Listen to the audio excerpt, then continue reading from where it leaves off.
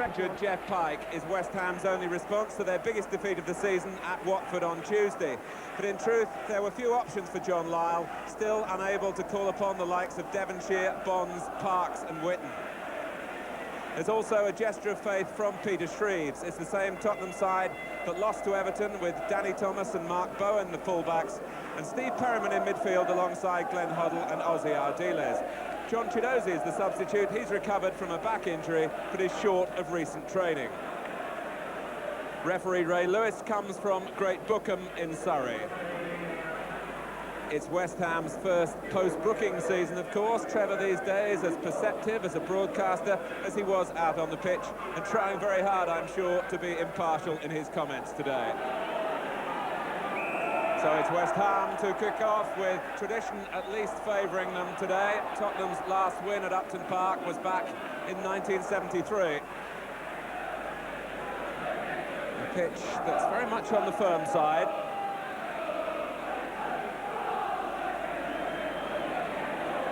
Always a great atmosphere for this particular fixture in this compact ground. And Gale slipping as he turned away from Garth Crooks. And Ray Stewart just making up for Gale's slip,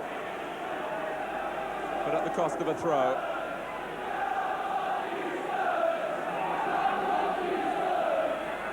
Falco, half a chance here for Crooks, who has scored the winning goal in each of Tottenham's last two away games in the First Division. Goddard and Bowen preventing Allen getting in behind him. Tony Galvin helping out the young fullback. Here's Goddard. And Dickens! But West Ham have the corner. Gale and Alvin Martin have come forward, and it's Martin, who looked to me as though he might have been pushing, but it was off the line by Mark Bowen, and the whistle didn't go.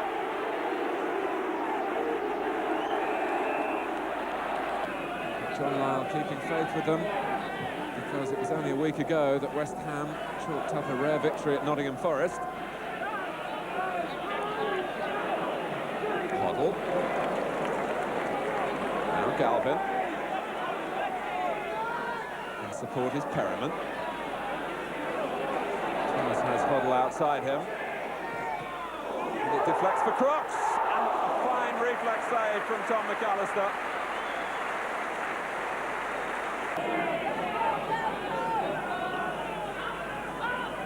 Cotti, and Perryman, and now Barnes. And the Tottenham captain is perhaps a little indecisive. And here's Hoddle. One of those raking passes that Crooks enjoys chasing, and he's collected this one. Bowen. And Paul Allen has had to do more defensively than he would have liked in the first half, and has had few opportunities to get forward. Galvin. And a corner for Spurs, which they take quickly. To Bowen. And perhaps Roberts can strike one here, and Ardiles can, and Ardiles has put Tottenham in front with less than 2 minutes of the first half remaining. And Graham Roberts, who scored so emphatically against Everton from a similar position, completely mishit that one, but Ardiles got it right. How glad the Tottenham supporters are to see him back after 2 really lean years with injury. What an important goal that could still be for Tottenham in the championship race. They've gone behind again at Upton Park. And yet again, after being the more enterprising side in the early attacking sorties. But here's Allen. Finally off Perryman for a corner.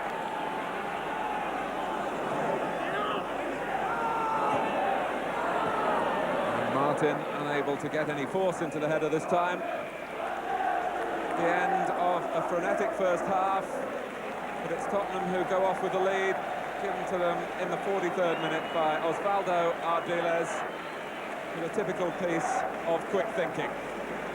And West Ham must feel a little aggrieved on the balance of play to be going in a goal down. At half-time at Upton Park, it's West Ham 0, Tottenham Hotspur 1. Tottenham with that psychological boost of having drawn first blood just before the interval. They've taken more away points, 33, than they've got at White Hart Lane this season.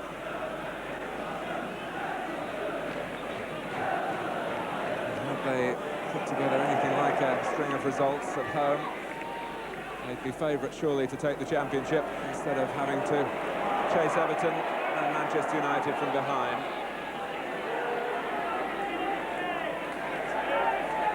And Ardiles, although admitting that he's short of match practice, already having made a significant contribution again here. Falco's flick, dropped well for Galvin. And it skimmed off the head of Gale. Here's Perryman.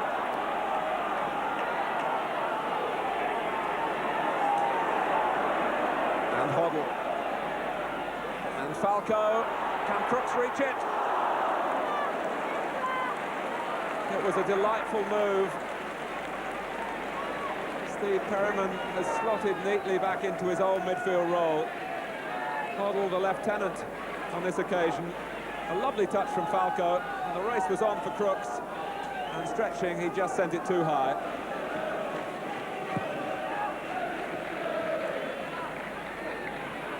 Dickens. Totti chases. He may have the legs of Roberts.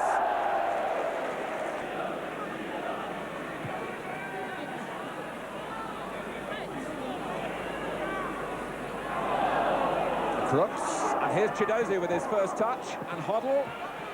It almost crept in.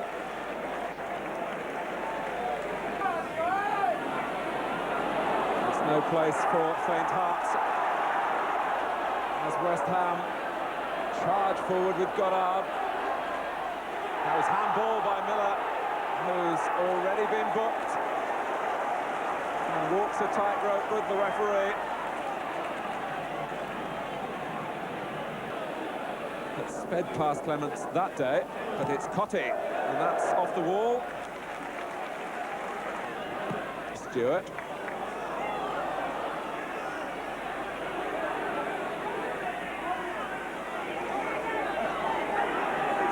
And Thomas leaning on Goddard, and that isn't allowed, because Thomas was the player in possession.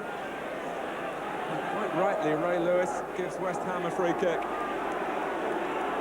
Another chance to get on terms.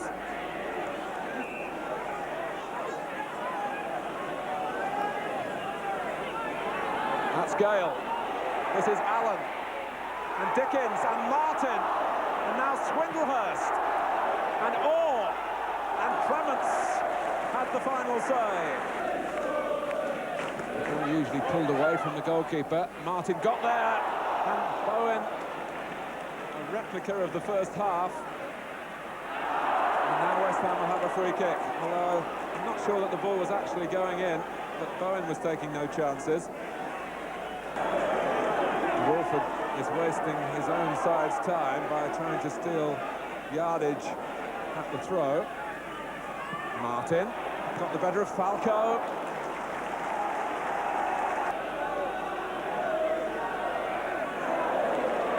Wolford and Clements needed 2 attempts to turn it over.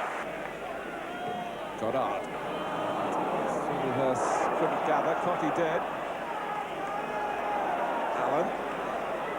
And Orr sneak forward again. Dickens, yes! And not undeserved.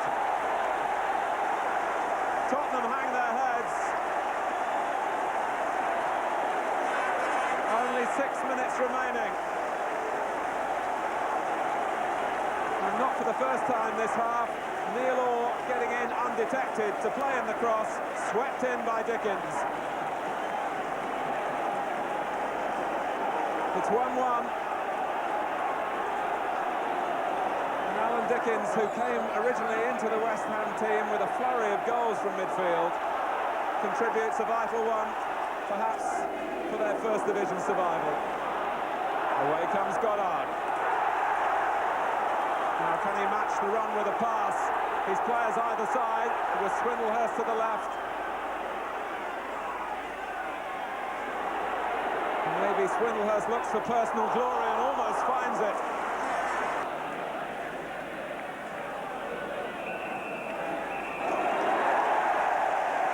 The final whistle, and Alan Dickens gave West Ham a share of the points with an equaliser 6 minutes from time, equalising the goal from Ossie Ardiles 2 minutes from half-time. A game to get the crowd on their feet, to applaud the players off, but I wonder when the dust settles whether 1 point apiece is enough on a day when both sides were desperately looking for 3. The final score at Upton Park: West Ham United 1, Tottenham Hotspur 1.